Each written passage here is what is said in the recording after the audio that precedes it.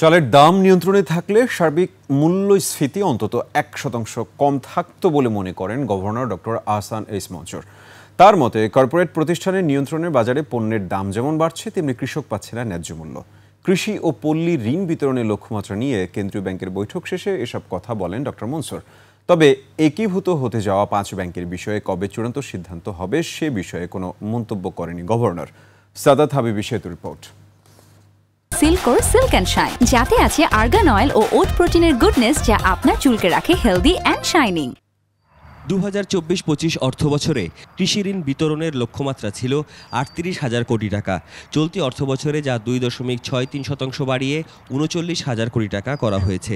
এবার নীতিমালায় নতুনভাবে অন্তর্ভুক্ত করা হয়েছে প্রাণী সম্পদ খাত। 2,50,000 টাকা পর্যন্ত ঋণের সিবিআই সার্ভিস চার্জ মৌকুফ, কন্ট্রাক্ট ফার্মিং ও এজেন্ট ব্যাংকিংয়ের আওতা বাড়ানোর ঘোষণা এসেছে এবারের নীতিমালায়।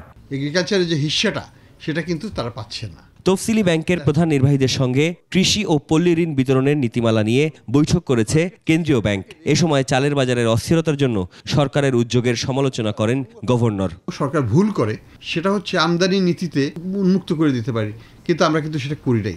আমরা এখনও case by case, year by year করতে গিয়ে যেটা হয় ওই বছরের একটা সময় যে চালের দাম স্পাইক করে এবং তখন আমরা নড়ে চড়ে বসি এবং বাই দ্য টাইম আমদানি আসে বছর শেষ। দেশে কৃষি বিমা চালুর বাস্তবতা আপাতত দেখেন না এই অর্থনীতিবিদ। আর নতুন কৃষি ঋণ লক্ষ্যমাত্রায় অর্থ বরাদ্দর চাইতে সুষ্ঠু ব্যবস্থাপনায় জোর দেন ডক্টর মনসুর।